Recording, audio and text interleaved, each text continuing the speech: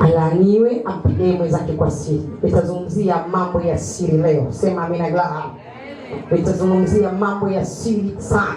Kuna hila za siri. Roho Mtakatifu akaniambia kuna hila za siri, lakini kuna watu wamekufa kwa siri kiroho hawajijui, lakini kuna vitu vimeshikwa kwa siri hawajijui. Kuna watu wamekalishwa mahali kwa siri wasiende mbele bila kujua, wakarizika wakaona wako sawa na mwendo wao ni sawa. Leo Mungu anafungua mafaili ya siri.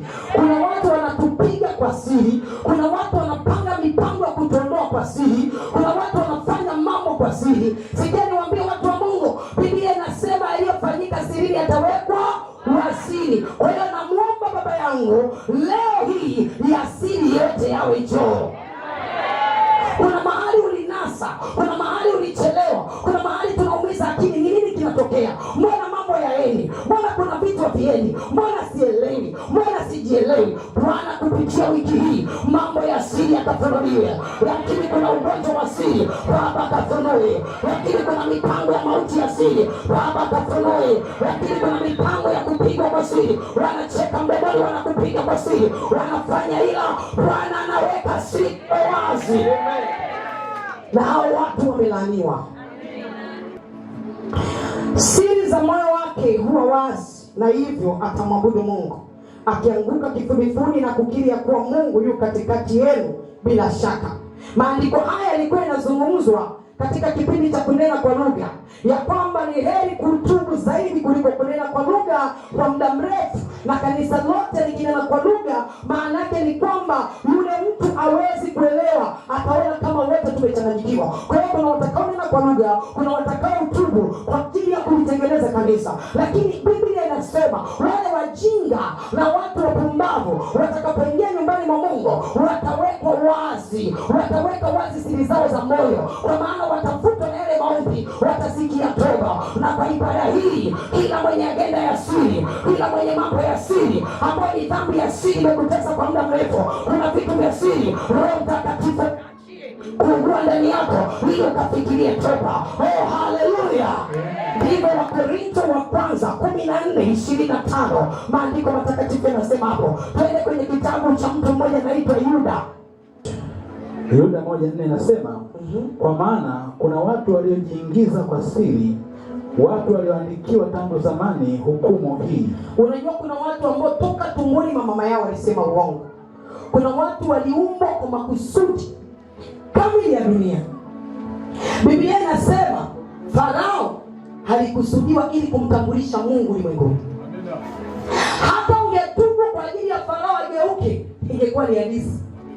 Yule aliwekwa kwa makusudi. Paulo anasema si katika wewe utakaye, bali katika uwezo wa yule amuumbaye. Wewe ni nani uweze kuoji wema wa Mungu? Anasema Mungu amemuumba kwa makusudi. Wewe kuwepo hapa ni makusudi. Hakuna katika jina aliyokuja hapa na bahati mbaya.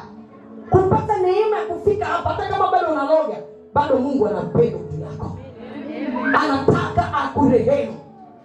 Kwa hiyo kuna watu wamejiingiza kwa siri kwenye nyumba ya Mungu, ambao toka mwanzo wameandaliwa hukumu. Toka mwanzo wa uumbaji. Sometimes wanatuletea changamoto. Sometimes wanatufanya tusiwe baridi. Sometimes wanakufanya utafute fedha kwa bidii. Hayo masimango anayekwambia, hayo maneno anayekutamkia, hiyo dharau, huyo mtu amefanyika kama anakupa motisha utafute fedha kwa bidii. Lakini dharau anayekupatia na kufanya uchukue hatua kwa bidii. Lakini mateso unayopitia anayokutesa, anaona kama anakutesa, lakini kwa makusudi ya Mungu anakusogeza mbele.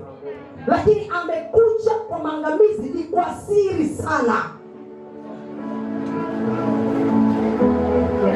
Lakini kuna mjumbe ametumwa nyumbani kwako kwa siri ya kuangamiza. Kwa nini tunasema watu waoe uzao wa kimungu? Mtumishi wa Mungu Sulemani alipewa hekima kuliko wanadamu wote chini ya jua. Yaani duniani hajawahi kutokea mtu mwenye hekima kama Sulemani. Tajiri duniani kama Sulemani. Mtoto wa Daudi. Wa mwanamke yule aliyekuwa mke wa nani? Wa Uria. Baada ya mtoto kufa, Mungu alifanya matengenezo. Daudi akamuona tena, wakapata mtoto anaitwa Sulemani. Lakini nataka nikwambie, Daudi Sulemani alipooa mtoto wa mfalme wa nchi nyingine ya jirani, ghafla moyo wake ukageuzwa. Yule mwanamke alikuja kwa siri kuharibu uzao wa Mungu, kuharibu mahusiano ya Sulemani na Mungu. Mungu akamuua Sulemani. Moyo wake ulielekea miungu ya wanawake, akaendelea kuoa wanawake mbalimbali. Moyo wake ukaabudu katika miungu ile.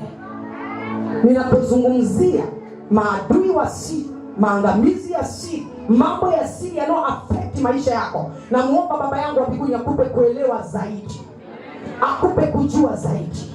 Kuna mtu anaweza kuja kwenye malango yako kwa ajili ya kuangamiza uzao wote. Lakini leo na watoto wadogo wa kiume, wa kike, hujui binti yako anaenda kuishi maisha gani baada ya miaka kadhaa. Hujui vijana wako wa kiume watamleta nani kwenye mji wako. Hujui kule unapopangiwa kazi unakwenda kukutana na kitu gani. Hujui kuna ugonjwa gani umepangwa sehemu fulani kukutana nayo. Roho Mtakatifu akufunulie kwa siri. Lakini ile jambo unaloling'ang'ania sana limebeba maangamizi yako. Unataka nikwambie, iko njia uelewe ni njema na kupeleka maangamizi. Inakupeleka katika maangamizi yako, inakupeleka katika mauti. Lakini ni kama jambo jema sana. Umejitengeneza katika jambo jema. Umelifurahia hili jambo ni jema. Tukasema sote hili jambo ni jema, lakini ndani kuna uharibifu. Maana kuna mambo ya siri, kuna maadui ya siri. Watu hao wamehukumiwa, wameshahukumiwa, hawasubiriwi kuhukumiwa, wameshahukumiwa toka mwanzo. Yaani kuna watu wameletwa duniani kama vitu vya uharibifu. Wakati agenda ya Yesu kukamilisha wokovu, alimhitaji Yuda kwa namna yoyote. Hata asingekuwa Yuda yule, alikuwa lazima patikane msaliti. Unanielewa? Ila Yesu akasema ole wake. Wewe ni wewe kujilinda usiingie katika hiyo mpango na huo mlango. Nitaongea kwa dakika chache. Shetani anapofanya kazi, Shetani anaogopa mtu wa maombi sana, mwenye neno la Mungu, mwenye nguvu ya Mungu. Shetani haogopi Kristo wako wa muda mrefu, haogopi ukubwa wako wa mwili. Shetani haogopi maneno yako, Shetani haogopi kelele zako, Shetani haogopi sifa zako, vitisho vyako. Shetani anamjua mtu mwenye nguvu ya Mungu, anajua ile full anointing iliyopo ndani ya mtu. Mtu mwenye kumjua Mungu, Shetani anamwogopa. Shetani hapigani kipumbavu. Shetani anaanza kuongea na wewe kwanza. Yale mawazo unayosema nilikuwa nawaza, nilikuwa nafikiria, mule yamkini yuko Mungu ambaye ana mawazo mema, au yuko adui mwenye mawazo mabaya. Akipata mlango, anakupunguzia nguvu ya Mungu. Unaanza kuwa Mkristo wa kawaida. Unasema maombi sio lazima niombe muda wote. Kitu kingine ambacho Kristo wengi wanapigwa ni kushindwa kumshika Roho Mtakatifu na kumfanya rafiki. Kuhakikisha Roho Mtakatifu na mshirikisha katika kila jambo. Kwenye hii dunia kuna marafiki tunao ambao hatuwezi kufanya jambo lolote bila kushare nao. Sasa yule si rafiki. Rafiki wa kweli ni Roho Mtakatifu. Kiasi kwamba hata kulala unamshirikisha. Kiasi kwamba hata kutoka nje unamshirikisha. Kiasi kwamba hata lolote unalofanya unaloliona si la maana unamshirikisha. Ukipoteza huo ushirika, Susan wa ndani anakuwa katika hatari. Kwenye ulimwengu wa roho ni kama mlango unafunguka, unafunguka, nimeshatoa mlango wa hadifu. Inaanza kuingia roho ya kujirumia. Unajua Susan, usipolala utapata shida ya ubongo. Siku hizi kuna kansa za ubongo. Unajua usipopumzika utakuja kufa katika mazingira mabaya ya uzee. Unajua kufunga sana inaweza kuleta madhara kwenye afya. Unajua Susan, umekuwa ukijitolea sana pale kanisani. Lakini maisha yako mbona kama yaendi? Umekuwa unajitoa sana kuliko wengine. Unajua watu wanakuona kama mtu wa ovyo, umetumia muda wako mwingi. Mlango unatokea. Napokea ile ujumbe, nakubali ule ujumbe, naweka kwenye kizuizi, nafungwa kwenye ulimwengu wa roho. Yule mtu ndani anafungwa kwenye minyororo, anabaki hawezi. Shetani anatengeneza. Sasa ananitengenezea hatua mbalimbali. Kama niliruhusu uzinzi nitakuja uongo. Kama nilizini nikatenda uongo nitaua. Kama niliua nitaiba. Sema amina gari. Baadaye kama watu wa Mungu hawajasimama kwa habari ya kumwombea Susan ili apate neema ya Mungu huko alipotekwa atoke mateka. Na ndio maana unaona hapa minyororo, hawa watu wamewekwa kwenye mashimo, hawa watu wamewekwa kwenye mandaki. Lazima mmoja asimame awaite watoke huko walipo. Unaona mtu anakata kamba, hiyo kamba ni kweli kwenye ulimwengu wa roho. Mtu wako wa ndani uko mateka, ili shetani aweze kukutumia. Hakutumii bila kukuteka, akikuweka mateka. Anasema kwenye gereza hawachaji watumwa wako waende zake. Akikushikilia anakudrive anavyotaka, anakuongoza anavyotaka. Utatenda matukio ya ajabu, utafanya vitu vya ajabu, kwa maana kuna agenda ya siri ya mauaji juu yako. Lakini ashukuriwe Mungu wa mbinguni, katika Jumapili ya leo ya mwezi wa 9 ya tarehe 14, Yesu ana agenda na wewe kubatilisha kila hatia za siri, kila hukumu za siri, kila mambo ya siri, kila dhambi za siri. Bwana anakwenda kuziweka wazi. Unakwenda kufika kwenye toba, unakwenda kukombolewa, unakwenda kuondolewa, unarejea kumwabudu Mungu wa mbinguni. Kwa sababu Wakristo wengi hawajui sauti ya Mungu. Hasa waombaji wetu, kuna wakati wanasema Mungu aliniambia. Sio Mungu kweli. Usiogope kuwa mbishi kwa Yesu. Wewe ni mtoto. Mungu akuchukulie kama dikteta. Mwambie Baba, sijaelewa na siwezi kutekeleza, maana sijaelewa. Usiponielekeza vizuri Baba, siwezi kutenda jambo hili, sio ni kiburi, sijaelewa. Katika kupata uhakika wa hii sauti ni Mungu, si Mungu. Mungu anapenda watu wanaangalia. Yesu alimpenda Petro, alikuwa na maswali mengi mbele za Baba. Mungu atakuhakikishia ni sauti ya Mungu au sauti ya kigeni. Jambo lingine, kama hutosimama kwa neema ya watakatifu, ukifa roho ndio unaitwa Ikabodi. Sema Ikabodi. Una jina la kuwa hai, lakini umefanya nini? Kabla hujafa kuna process. Sijui uko kwenye minyoga, lakini agenda ya Mungu, hata kama umekufa leo uwe hai. Amen. Hata kama uko mateka leo uwe hai. Amen. Naongea na wewe unayetumikishwa kwenye malango ya kichawi, malango ya kiganga, malango ya kiufukara, malango ya magonjwa, mateso, aibu. Leo Bwana aingilie vita yako yeye mwenyewe. Sema amina glari. Leo Bwana aikomboe uhai wako na mauti. Haikomboe uhai wako na kuzimu.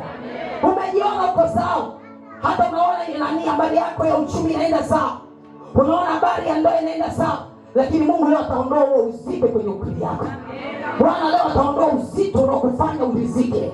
Ataondoa upofu uliokufunga kwenye ukoo. Ataondoa upofu uliokufunga kwenye wito wako, ili ukajue yaliyo mapenzi ya Mungu na yale yanayotustahili sisi kuyafanya katika Kristo Yesu. Na hiyo na vita wewe ambavyo unazuiwa kuelewa, maskini Mungu akurehemu. Namna ulivyokandamizwa, ulivyochoka. Hauhitaji siku mbili kwa Yesu, unahitaji sekunde kumwamini. Jambo lako liisha na kushughulikiwa. Ifungie milango, inua mikono yako juu mbinguni. Hauhitaji masiku 10, unahitaji sekunde kuamini na kutii Mungu akutendee. Mwambie Yesu, kama nimewekwa kwa siri kwa agenda ya maangamizi, naomba nisiangamie, bado sijatubu. Nisiangamie, nisikute nimeumbwa kwa maangamizi. Leo niokoe. Agenda zozote za siri, magonjwa siri yanataka kuja kuipuka karibia, unawezi kupona tena. Bwana leo nakuomba, tuko hapa. Kila eneo lililoingiliwa kwa siri, ulikokalishwa mahali moja kwa siri, unajiona uko sawa, mambo yako yamefichwa, vitu vyako vimezuiliwa, baraka zako hazionekani, umerizika leo Mungu akakutoa.